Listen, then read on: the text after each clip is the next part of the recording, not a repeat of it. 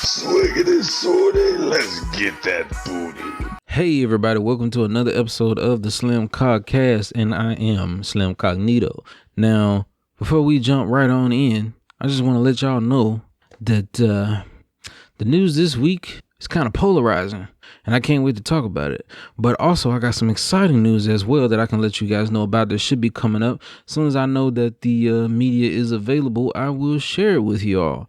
So, in the meantime, while things are in the works, before we get too far, let's not forget that I gotta remind you every week that hello, my name is Slim Cognito, and you're damn right I'm black. Now, from the start, let's go ahead and get into what I've been playing this week.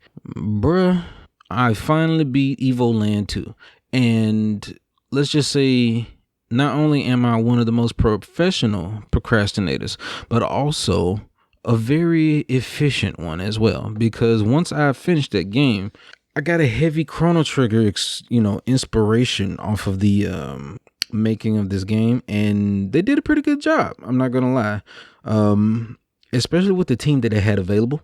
Like this being, is this indie? I think it's indie, but the fact that they were able to make something so seamless to transition from 3-dimensional models to faux 8-bit, then faux 16-bit, sprites. It's no small feat in itself, I'm sure, okay, of course we have the hardware that can handle those types of things these days, but still it's very, how can you say, not classy, kind of talented, I suppose you could say. It's very talented that they could pull it off and make it a seamless experience. Not once did I completely lose my immersion. Like I felt like I was playing a video game of video games, you know what I mean? A parody of them all. And so to speak, it was, I can't find the word. I guess you could say the weirdest thing, the reason I can't really sum it up into one word is because there's moments in this game that were more memorable because of the unexpected genre change. Like one moment you're playing a shump, and then you go back to being an action RPG, and then suddenly you're playing a fighting game. And then it goes from there to back to adventure game, action RPG, to a beat 'em up. And then from there to a sideways shump, the vertical shump. It has the vertical and horizontal shump. Like it's so good. Like, and it works well as well. Like they made sure to balance it so it works properly, but they didn't make it easy. Like it's not just a pushover in difficulty, especially the final boss. I still don't completely understand the story altogether, but what I've, I guess you could say, what I've surmised from it is, it was a whole deal about these original Magi's, this early race of scholars who were scientists, and they decided to tamper with time using technology until they created a device that could curve time and cause a temporal, I guess you could say, loop effect in order to keep the world from ending. And so now time goes on forever, but that small curve causes it to repeat upon itself, and the same events happen over and over, but at least it doesn't have an end. So it's interesting and well written. I gotta admit it. Like most time travel games, they usually, go for this guy's trying to control time, or this guy's trying to destroy all of time, which they did kind of have the final boss wanted to destroy time itself, but they do it in a clever manner that's not too tropey, which is odd to say for a game that fills itself with tropes for the sake of comedy. But not once can I recall a gaming trope, that was implemented simply because they thought that was the right way to make the game.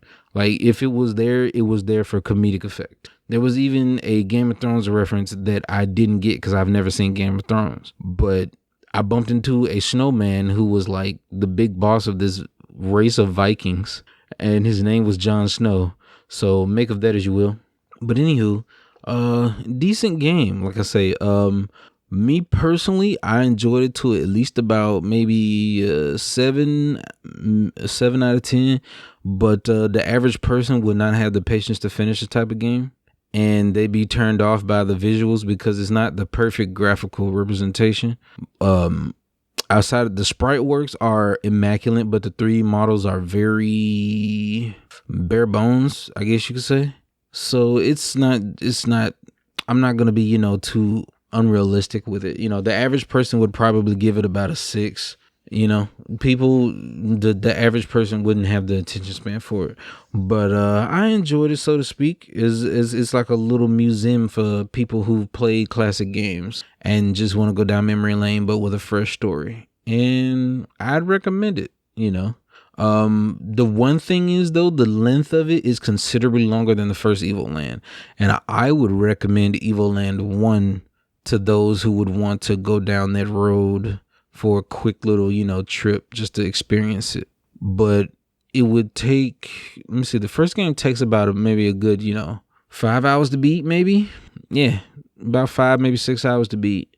Whereas this game was like a full-fledged adventure. Like, it was dungeons, there was artifacts to collect, and a whole map to explore in 3 different time periods. Technically 4, but let's say 3.5. And it's a fully experienced adventure. All types of characters, different nods. You see sprites of like Sora and Bomberman and Mario and things like that from Kingdom Hearts and their respective games. Then you get to see character models of like Ness and Lucas from Earthbound. You get to see all of these different creatures that look like they were pulled directly out of like a Final Fantasy summon art book. Oh man, it's well done. It will go from being a top-down 2D sprite adventure to a 3D fully mobile action RPG to a side scroller like platformer. It does it all. It does it all. But I enjoyed myself. Now, next that I played this week is I played Little Nightmares on the stream for y'all. For those who did stop by on the Halloween stream, excuse me. I hope y'all enjoyed it, because I enjoyed you all. We had a good time. First, we played the Little Nightmares, and I'll give you my opinion on that real quick. Now, Little Nightmares, it's a unique little something. It's how can I describe it? It's like if you combined the Rule of Rose from the PlayStation 2, which was like, it was a video game about, it was horror, but more on the try to make you uncomfortable type of horror by using disgust and unfamiliarity and, things like that to off-put you. But it wasn't really about the jump scares and scaring you. Now, this game is, if you were to take that Limbo game, that indie game Limbo that came out like about, I think there's like, is that a 12-year-old game by now? 10-year-old game maybe? But if you take the indie game Limbo and you combined it with like Rule of Rose, this would be the love child. Little Nightmares is amazing. And as far as the plot, I wouldn't be able to explain it to you without spoilers. I would love for you guys to like experience it for yourself, because it's literally a 3-hour game. If you can find it, go ahead and grab it. There's a sequel coming out for it next year in 2021. And I highly recommend it to anyone who likes a nice narrative that's more show than tell. They like the entire dialogue.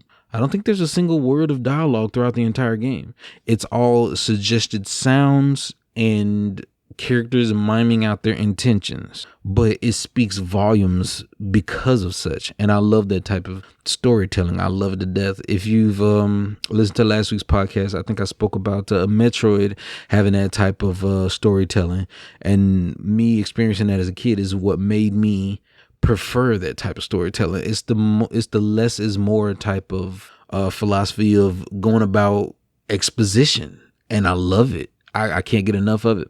So yeah, the most that I can tell you without spoiling is that you play as this little girl, I'd assume, in a raincoat and trying your best to escape this facility that you found yourself in.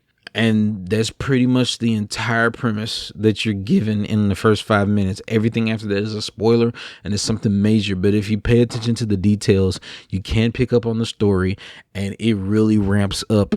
Like, I'd say after the second hour of gameplay, maybe the first hour and a half. After the first hour and a half of gameplay, it just starts to ramp up on you, and it goes kind of insane. So enjoy that, please. I highly recommend it. You could probably find it for super cheap.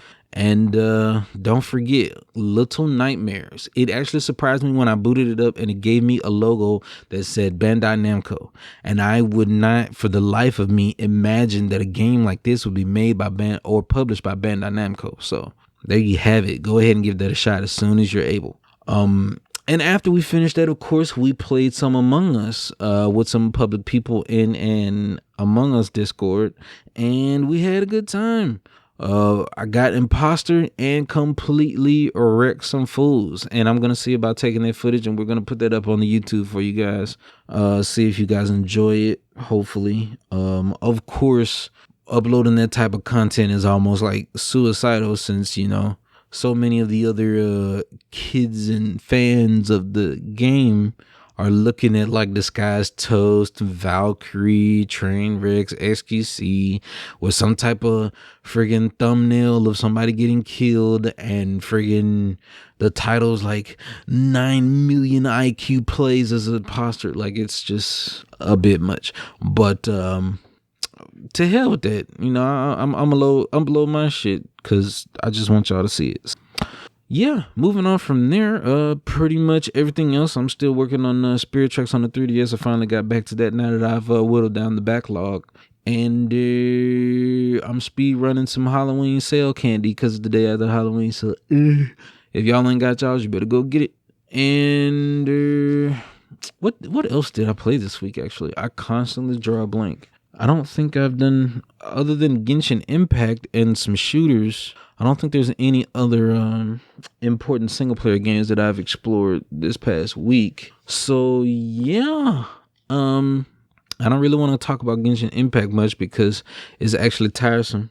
And I get the feeling like people are so enamored with the gacha system that they don't even want to hear any type of negativity, or I won't call it negativity, but any type of objective reasoning about the game's design. Like, nobody wants to hear it because they're so lost in the sauce. And for that matter, I'll keep my opinion to myself unless asked. But this is my motherfucking podcast, so ain't nobody got to ask me right now. So as much as I'm going to say is, the reason that I do not trust MMOs or gacha games or mobile phone games is because the same reason I don't like the Facebook games of days of old made by Zynga, or was it? Yeah, it was Zynga.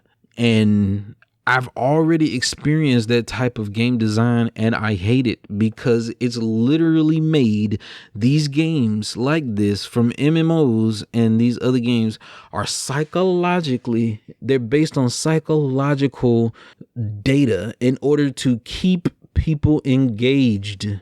Even if you don't want to play the game or don't feel like playing it, it's made to keep you playing it. Therefore, it takes away my ability to make my own cognitive decisions and decide whether I want to play a game or not. That is the moment when the game is telling me what to do rather than me choosing what to do. And nothing on this earth, I do not accept anything on this earth or in this universe that tells me what to do and I don't want to do it. I am uncomfortable with that type of mindset and accepting that type of reality. It is not okay. It is not all right. If somebody wants to play a video game, they should want to play it out of the sheer enjoyment of it. But to promise gameplay and only drip feed them good things through tedious amounts of busy work and give them just a little bit of dopamine every now and then to keep stringing them along, I am not okay with that shit. Okay, there's a reason that Candy Crush became so popular. There's a reason that Farmville and these other games became so popular. There's a reason that these games got so big. It's called hacking the human brain. My brain likes to have self-control and security. Therefore, it don't like to be hacked. And I'll be damned if I let some gacha rip off, not even an MMO, shitty multiplayer experience video game with a gacha system made by an Asian company that is well versed in making these types of games. You cannot be okay with this, all right? This skews your opinion. This makes you think that it's okay to spend more than $100 on a video game that you're already able to play. The objective of the game is to play and experience it. Why would you play and experience a game and then put more money into it after the fact? Especially if you're not really getting anything out of it. See, the thing is that it's got so many people fooled on it is that you're rolling for the chance to get characters, which is like a full character with a moveset and etc. But that doesn't really like add much to me because guess what? There's a chance that that character could be trash and you could end up with characters that you don't want. This is not okay. This is one of the reasons why I don't like gambling. I don't get down with the loot box things. The only reason I told y'all before, probably in the previous episodes, that the only loot box system that I accepted was Overwatch. I haven't seen another one that was good. I played TF. I got over 600 hours in TF2 and haven't bought a single key. I have over, I know I got over like 120. No. Excuse me. I know I got over 1,000 hours on Overwatch. I know I have over 1,000 hours on Overwatch. I've had that game since 2016 and I've been playing it religiously since. Just take away 1 year. And the highest rank I've gotten up to was Diamond. So clearly I've played that game for a long time and I've been able to experience it fully and completely without purchasing a single thing aside from the game itself. That's how it's supposed to be. League of Legends is acceptable because you pay these prices, these small prices for a skin on your favorite character. Therefore, it's not overstepping its boundaries on extra content being paid for. If you spend $800 on skins, it's your own fault, but still you can still have one skin on a character, maybe 2 or 3, and you're fine, but it does not affect the gameplay at all. Elsewise, it will be even worse of an endeavor. So this is the point that I'm saying here. And here's the reason, before you guys make the argument, here's the reason why there's a divide between Genshin Impact's DLC, etc., or microtransactions. Actually, I should say, here's the difference between the microtransactions and League of Legends and Genshin Impact. Genshin Impact has characters that are literally garbage tier, and some characters just way better, and sometimes needed in order to get to the higher levels of this game and be able to actually defeat the things that they have available to you. After adventure level 40, shit gets real and stupid difficult. You need the best tier, or at least the best available characters. And even outside of that, barring full characters behind a gacha system is still bad on paper, even in concept, because each character has a different play style, and every person does not play video games the same. So therefore, you might have some people that prefer the counter type of character like Beidou, which is my type of thing. I love doing counters, but I don't have Beidou, so just got to deal with it. Or here I am. The most lucky I've been is I have Fischl, and that was the luckiest role I've gotten. They've given me Fischl like 4 or 5 different times in roles. Okay, she's one of the most OP characters in the game right now, but still, it doesn't matter much if you have others who are able to get a hold of, say, a 5-star character that's incredibly strong. They get a hold of Diluc or someone else. I've yet to see someone roll a Gene, but here's the thing. The fact that so much gameplay is barred behind a gambling system should not sit right with any gamer. It should not sit right with any, because it's not like their odds are in your favor. The house wins. The house wins always. And the odds that they have on rolling these characters are way too rare. And the majority of the people who play, I've rarely seen someone actually satisfied with what they were given. It was something else. It was something they were getting, something that they didn't want, or they spent most of their time worrying about getting those things. And anybody, if y'all would be real, my last point, just be honest with yourself. The most fun and the most dope just pumped into your brain during the entire time that you play that game, the most exciting part is waiting to see what you get out of them damn wishes, bro. Be real with yourself. Their story is basic watching anime way back in the 90s for kids as simple and not gonna say it's trash, but it's simple as hell. It ain't no groundbreaking story. All right. That's some Fisher Price shit. I'm sorry I had to say it. There's nothing deep about it, bro. It's literally 2 steps from a Zelda lore, and Zelda's lore is way better. So what do you have then? Nothing.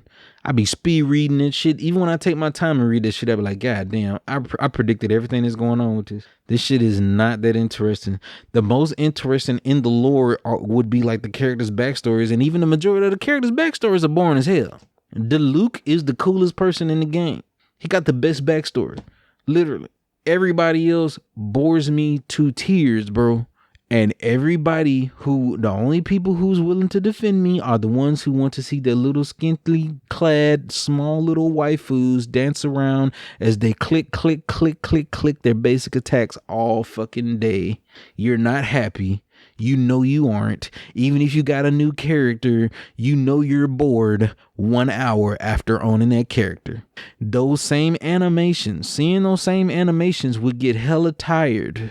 And the same fucking loop would be hella tired after an hour. But I'm gonna speak for myself. So in order to not really to not make people defensive and then change their motives for playing the game and a lot of themselves or what they like just so they can be able to argue against it. Plain and simple, bro. MMOs are not made to be video games. They're made to be time sinks. They're made to keep you engaged. They're made to take all of your it's made to warp your idea of what entertainment should be. And they have the right to do it most of the time because it's always free to play. Now, if it was one of those MMOs that actually had good content, like Final Fantasy or DC Universe, which really goes somewhat deep and has something going on in it, then you can enjoy it. Hell, DC Universe is hella enjoyable even on the free-to-play aspect. Still getting slept on in 2020. But this is just me and my rant on how I feel about MMO games. And I feel like the whole Facebook gaming and, mobile gaming design choices were inspired by Asian MMOs, bro. So you can't think that this is a healthy form of gaming when the people who made this shit have to put a curfew and a time window on how much people can play that shit. Because people will literally sit up and die of dehydration from playing it. Think about the time that you've wasted playing an MMO, how much you could have done, how much you could have achieved, something else you could have done. And I'm not saying go out and climb Mount Everest or fight a heavyweight boxer. I'm saying think about how many games you got in your backlog that you hadn't even touched. Think about all the other TV shows that you could have watched, anime you could have looked at, manga you could have read, comic books, so many different kinds of media that you could learn from and help you grow, but you're stagnant. Let go. They'll always be there for sure because they make way too much money. You could always come back. Anybody who loves MMOs to death and that they really would like to experience something different, if they're tired of the everyday, just do a little something different. Try it. I dare you, like a 1 week challenge. Just do some different shit. And you'll realize how tired you are of MMOs and their bullshit before you want to pick it up and do it again. Try it out. I dare you. Anyway, rant over. I literally got mad because I saw somebody spend like over $1,000 on this fucking gacha, bro. Do you understand how fucking asinine it is that these people did not charge you to be able to play the full extent of their game, but you gave them $1,000 for just gave it to them? What could you have done with that money, bro? One of the strongest words that an older gentleman told me when I was 25 years old, he said, the main thing that I regret the most is the money that I wasted and the time that I wasted. The stupid things that I did in my youth. I could have done way more. That hits me. I carry those words in my heart every day. It's like if everything's a waste of time, at least I'm going to use a fraction of it outside of just pure pleasure. I'm going to put in some work. I'm going to do something. I'm going to build something. I'm going to make something happen. And I can't get by accepting the thought of me playing some shit like that that's just stringing me along. I can't get with it. I'm tired of leveling artifacts. I'm tired of ascending characters with the same damn materials, doing the same shit back and forth across the map over and over again for some fucking palomino mushrooms. I'm not doing it anymore. I'm taking a long break from Genshin Impact. It's not my thing. Initially I didn't want to stop playing because I know my friends, you know, they all about this MMO life. So they'd be all, you know, oh, you couldn't handle it or something, you know what I'm saying? Or, it's dudes, so we're gonna talk shit. But I don't care at this point. Like, what the fuck? Like, I got time to do stuff productive now. So I still want to become a better editor, a better video editor. I want to become a better photographer. I want to get better at my cinematography. I want to get good at these crafts and this business that I'm building. That's what I want to get good at. I want my YouTube channel to grow, and it has to grow with me by making new content, better ideas, things that people will want to watch, that you all will want to look at, you know, and that's what I'm invested in. So I'm sorry, Genshin, you almost got me, and that's what gotcha is, but you can't get this, brother. We're a little too woke for that. Moving on, let's get into the news. All right, so first thing on the docket, Sony nears acquisition of the U.S. anime streaming service Crunchyroll. Bruh. Now, they don't even name the author of the article. It just says staff writers, and I don't really like that. But basically, Sony, who already is the parent company owning Funimation, is trying to acquire Crunchyroll now, who is under the parent company AT&T, and it looks like there is going for a price thus far by $957 million US dollars, which converts to about over 100 billion yen. And it's about, what did the article say, 70 million members around the world on Crunchyroll. So yeah, Crunchyroll is really originated in San Francisco, started in 2006, and it has like 70 million people subscribed to it. It's the main source of anime for a lot of people, especially people who are very busy. I know a number of people who are anime fans, and the convenience of Crunchyroll helps them a lot because there's apps available where you can watch on your phone, and there's also apps available you can watch it on a game console or what have you. So it just works. So if you work in your daily 9 to 5 or doing something, you know, for your own benefit or with the family, and you got a little time to yourself, maybe about an hour or so, you would go ahead and watch you an episode or two of your choice of anime, you know, since they're going to be about maybe 20 minutes a piece, and you keep on going with your life. And that makes sense to me. So it's a smart move for them to acquire it, especially considering that Crunchyroll needs more funding. It needs a parent company that's willing to put more into it.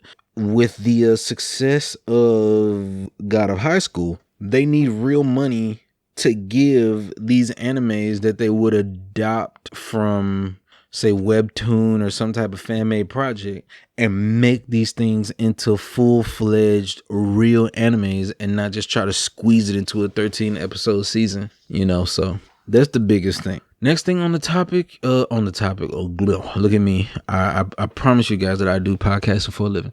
Next thing on the docket is over at the guru3d.com website. Call of Duty Black Ops Cold War requirements needs up to 175 to 250 gigabytes of space. This PC specifications are noted as such. Of course, if you want to run it at the minimum, then you will need a minimum i3 340 or AMD FX 6300 CPU, 8 gigs of RAM, and the HDD space says multiplayer only 50 gigabytes, but 175 gigs for all game modes. That would include Warzone and the campaign. Now, here's the thing. Once you go from minimum and recommended, which the recommended ramps up from i3 to an i5 2500K Intel and an AMD Ryzen R5 1600K. So, or excuse me, that's 1600X. Let me get a full size of this here picture. God damn it. Really? Okay. Give me a moment. So as we ramp up, the recommended goes from the i3 to an i5, basically, and then an AMD FX 6300 to an R5 1600X. And now, recommended with ray tracing has its own column, and there seems to be two different type of ray tracing that you could implement, because there's ray tracing on smaller resolutions and ultra ray tracing, which is on 4K resolution, but I highly doubt it's native. So it's saying upscale using DLSS Nvidia cards to 4K with ray tracing active. So when you use DLSS though, what it's doing is it's scaling up the picture. So it's not a native 4K, but it scales it up so well because of the deep learning SSAI technology that it's supposed to be somewhat marginally less, but still pretty good looking picture with ray tracing active, so that way it won't be so demanding on the hardware. That being said, that feature is only exclusive. DLSS is exclusive to the Nvidia graphics cards, the 30 series graphics cards. It will not be available for Radeon cards, not available for AMD graphics cards. I can't stress this enough. Now, even on the recommended list here, it's telling you that for your card, it literally recommends all Nvidia and AMD cards until you get to Ultra RTX. And the only card listed is the Nvidia GeForce RTX 3080. So that should be telling enough right there. And the difference between recommended with ray tracing, which is just RT enabled at lower resolutions like 1440p and 1080p.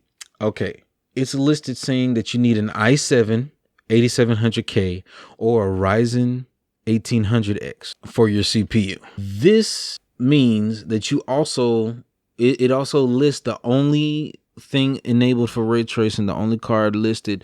And keep in mind, this is because of the AMD cards have just released, and this news was released maybe a day or two before the AMD cards were revealed, but we'll get around to that. Basically, your Nvidia GeForce RTX 3070 is listed for ray tracing at lower resolutions. Okay, beyond that, and I don't know why they put the competitive in between there, because competitive is not for the biggest resolutions, for smaller resolutions and the highest frame rate and refresh rate. But Ultra RTX says that you need the 3080. And this is the only one that requires 250 gigabytes of hard drive space. Every other subsequent parts of this, from the recommended to the recommended with ray tracing on lower resolutions and competitive mode, all say 175 gigabytes of hard drive space. The only one that's smaller than that is the minimum, which is multiplayer only, would be 50 gigabytes.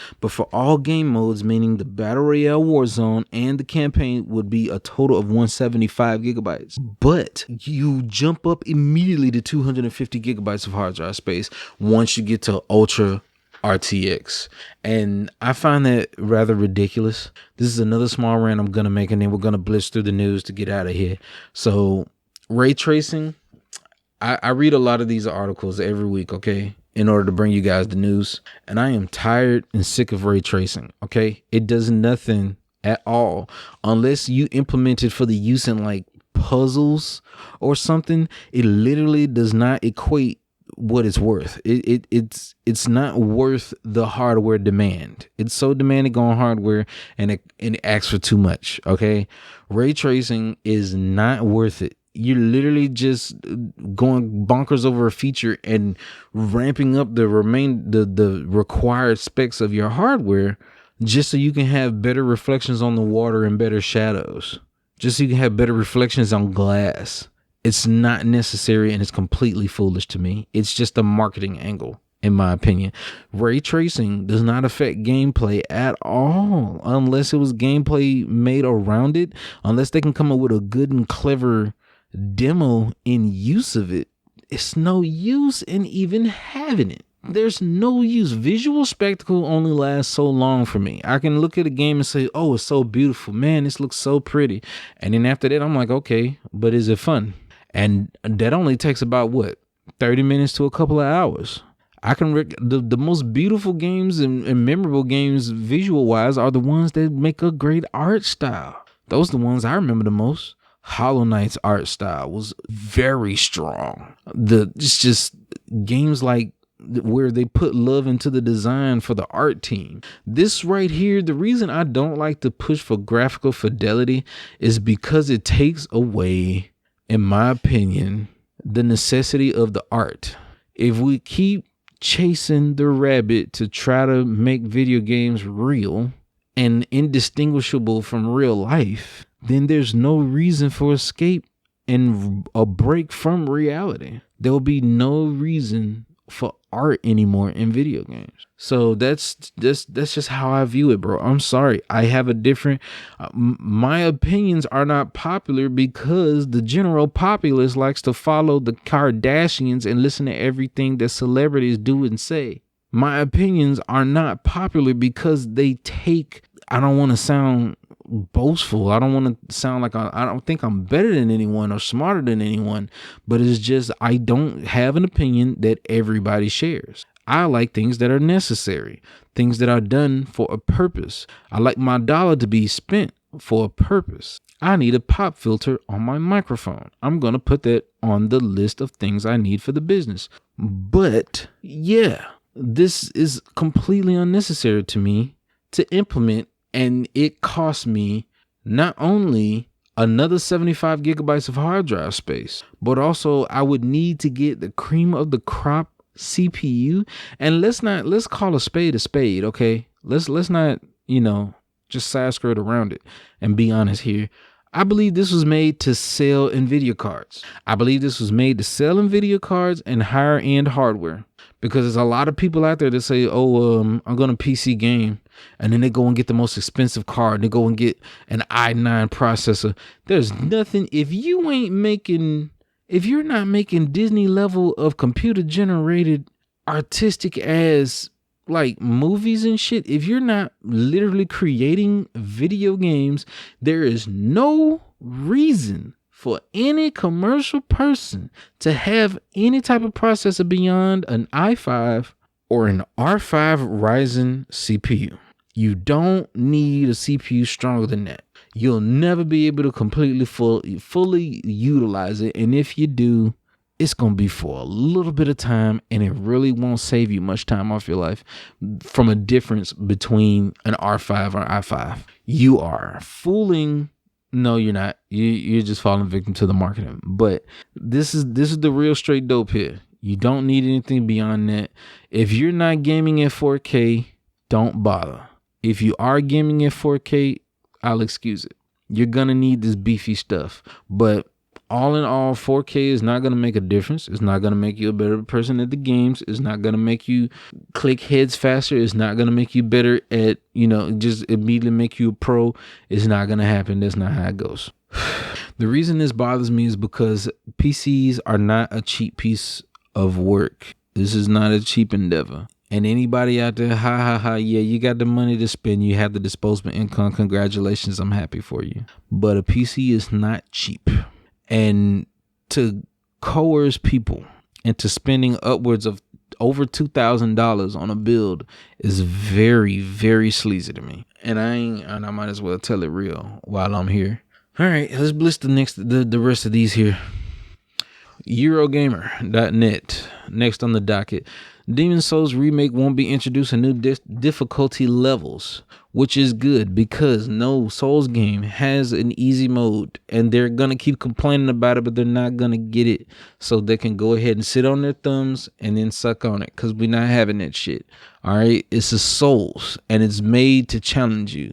Too bad, so sad, kiss ass. All right, next. Spider-Man Miles Morales includes brilliantly animated Spider-Verse suit. The reason I introduced this to the docket is because not only is it amazing, and y'all know I loves me some Into the Spider-Verse and Miles Morales, but to be real with you, this is a pretty cool, addition to the game, and they even included the animation style from the movie. Now, the thing about the animation style of the movie is they wanted to make it like a halfway mark between a comic book and a full animated film.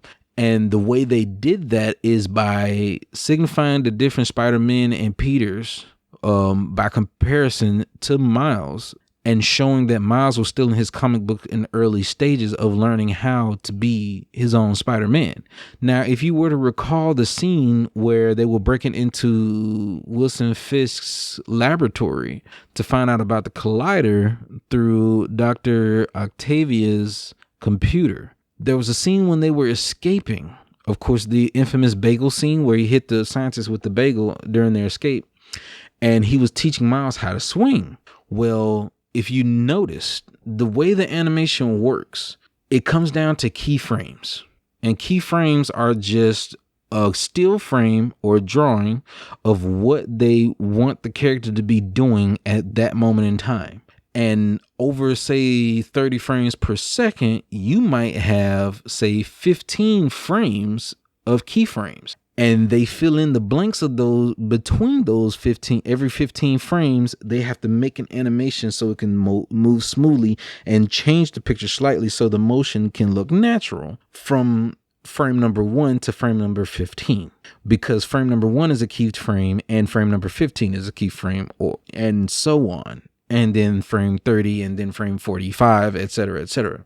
Now, when it comes to keyframes, the smoother and higher the frame rate, the more keyframes you'll need.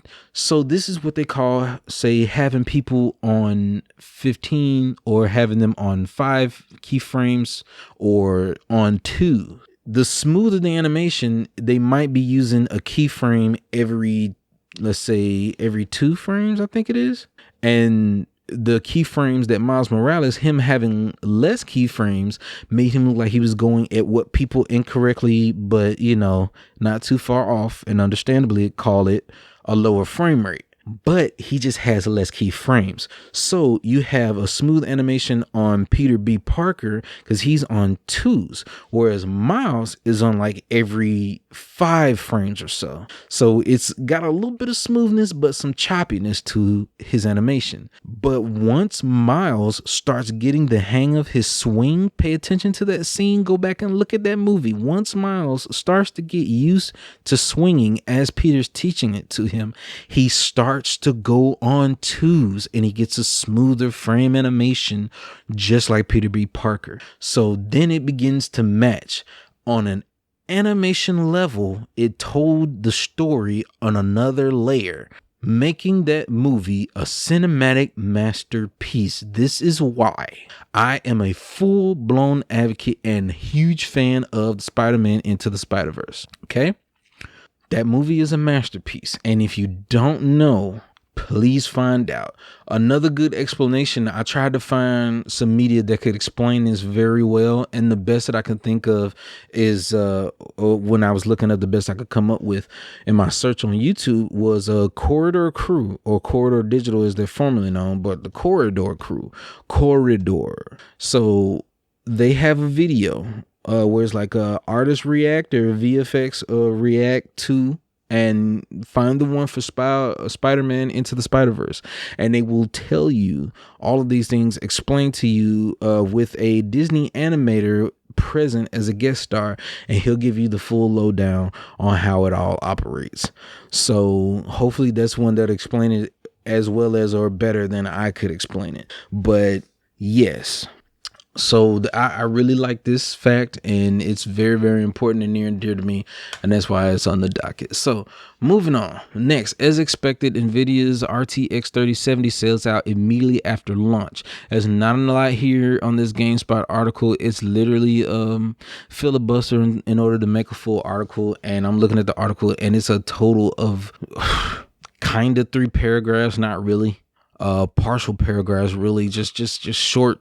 It looks more like poem stanzas than everything, because the first paragraph is literally 3 sentences, and onward you just have like just filling in and saying and stating what's going on. But the long and short of it is thus: the 3070s dropped and they were immediately sold out right before Halloween struck, a few days before Halloween. Not too surprised. The people are at it, the bots are at it, the scalpers are at it. So what can you do about it? Next on the docket over on DualShockers, here's another filibuster article that DualShockers came across, but I'm going to include it not to be political, but just to make it known. Because, hey, why would I turn a blind eye to things that's going on in my community? And it's a part of who I am, which would be a part of my channel, so buckle up. The PlayStation 5 Japanese launch commercials for the place, unsurprisingly, cuts most shots of black people from the international version. And some of the clips from the trailer of the launch trailer of the PS5 literally cut the African American characters out. But, here's the thing. We're not saying that the Japanese are racist. We're not saying that the Japanese aren't used to black people. There are black celebrities, black all type of people in their media over in Japan and in Asia and China. So it's not that big of a revolutionary thing that we exist to them. But to be real with you, what it just really boils down to, so everybody can fix their energy and be educated before they get angry about it, is it's just the marketing team's decision to do such a thing. And somebody on the marketing team, they always make decisions based on data. And their marketing team knows that their data must have shown that the image of black people isn't really favorable over there. Because even though we're in the media, the majority of Asians that are born and raised and live on that land do not know, are not friends with, or are even familiar, or never have met in person, and a dark-skinned black or African American person, whatever one of the darker tone people that you can refer to, they're just not familiar with it. Okay. So in order to appeal to an audience, they had to appeal to them the only way they know how. And the only face on the face of the world, thanks to media, that everybody doesn't mind smiling in your face and taking your money is, well, let's not go deep into that. But anywho, let's just be real. This is just marketing. And even though they may have been doing their job right, it still doesn't soften the blow that this is how things are. Moving on, next on the docket, over on PCGamer.com, once again, thank the Lord that I blocked their ads, because they have the most intrusive freaking advertisements on this site, and their memory footprint, if y'all remember me telling you way back, their memory footprint is abysmal. But on this article in particular for today, written by Rich Stanton, says the Phil Spencer confirms all first-party Xbox Series X games are coming to PC. So he's confirming that the new Halo, new Gears, everything will be on PC as well. And he even confirmed that they'll be coming to Steam as well as the Microsoft Store, the Xbox Store. So I think that's huge. I think that's huge and the smartest move they could ever make.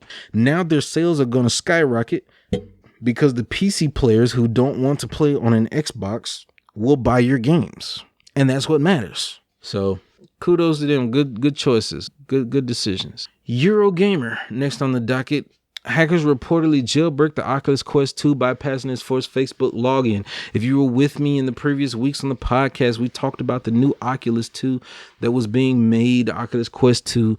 And of course, Oculus is owned by Facebook, and therefore they implemented a new proprietary system on this device, and they're saying that the new Oculus is going to require a Facebook login, and if you were to delete said Facebook account, you lose all achievements and purchases that you made in your Oculus that's bound to that account. Therefore, it's trash. It's completely trash. But the hackers have completely bypassed it, and pretty much I agree with what they're saying. And basically, here's the quote, and I'm going to read it verbatim because it's beautiful. We have the right to repair our own hardware. It is our right to restore access to this hardware when it is taken from us. We have the right to legally modify our own devices, just as people already do with their phones. We need to be certain that our biometric data is being used correctly. We need to know how and when our voice and movement data is being used. Security researchers need root access to the headset to validate the manufacturer's claims. Businesses are taking a huge risk by building the emerging XR market. In response, they are bullied into being bought or risk being cloned or thrown out of the store. We need alternative open content marketplaces. These principles should apply to every headset and app ecosystem.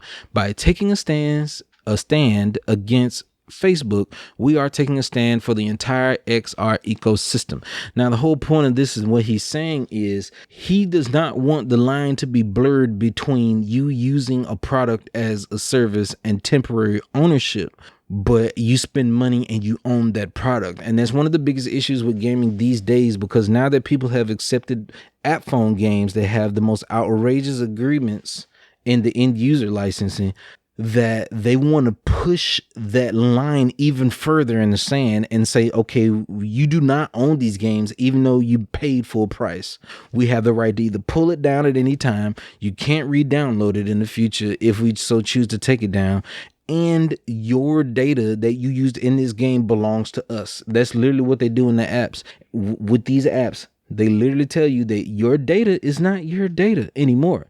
It's a part of their servers, and that data being stored on their servers is considered their property to do with what they please, whether they sell your information to advertisement companies or they use it to market more things to you, or they use it to analyze that data in order to make better systems in order to keep people engaged in their businesses and apps and programs. So this is just how it is. The most valuable thing these days is not money, gold, oil, gasoline. No, don't fool yourselves. The most valuable thing in this day and age that companies would kill to get a hold of is information. They love having data. They want people's buying habits. They want to know what you're willing to click on and actually watch. They want to know people's interests. They want to have a full set of data so they can cross-reference, okay, this person is a liberal, but they agree with Donald Trump. Okay, what are the buying habits of a person with that type of mindset? Okay, if that's a fact, then let's go ahead and get as much data from this person and we'll know something, and we'll be able to recognize that same type of mentality or mindset amongst someone else. That way, if we catch another liberal, we might be able to advertise to them with this angle and make them want to buy, this candidate, political candidate's merchandise, or this person who supports this political candidate to purchase some liberal merchandise. Like this is how modern day marketing works. So that's the reason why I support any type of, this is called white hat hacking. Okay, people who hack for good purposes, like preserving old video games or making sure that people don't get screwed over in the use of their products, things like that. This is white hat hacking, and it's good for the people, and we need to accept it. But hey, that's all of the articles we have this week and everything that I could think to speak about. As far as the coming week, I don't really have any streams directly planned, but there will be some streams that I do have on the brain, and they will just happen all of a sudden. That's why I tell you to follow me on Twitter so you can know when I'm starting to stream, because I always tweet when I stream. And also, don't forget that if you want to follow me on Twitter, it's going to be at Slim Mode. So if you enjoyed the podcast, if you want to see something different, I've worked on like 3 separate unfinished projects for the channel, but I think I came across something in a spark of inspiration literally like 3 hours ago, and I'm gonna start editing that together, hopefully. But and I got a chance to guest star on a certain gaming podcast, so y'all be on the lookout for that. I will give you the details once it's ready to go and it's edited and uploaded. But as for right now, we're gonna coast and hope for more opportunities for me in the future to come across these type of things. I want to communicate and network with more people. And in the meantime, if you did like any of this content, if you like any of my other content, don't forget that I could use a like or a comment and a subscribe. And don't forget to check out the Twitch over on Slim Cognito Entertainment at twitch.tv. I think I droned out this outro way too long. I swear I'm trying to get this outro down back. I'm so bad at this. Anyway, just remember the channel motto: intentions are the most important. Actions ain't nothing but loud, and words don't mean a damn thing. Y'all take care of yourselves out there and enjoy your time. Stay warm and bundled up until we get to Thanksgiving. And always, peace. Oh, wow. Look at this. Are these the people that eat the food? Big fat aristocrats? Too damn big to walk? I've never seen a single file line look bold and italicized. Like you.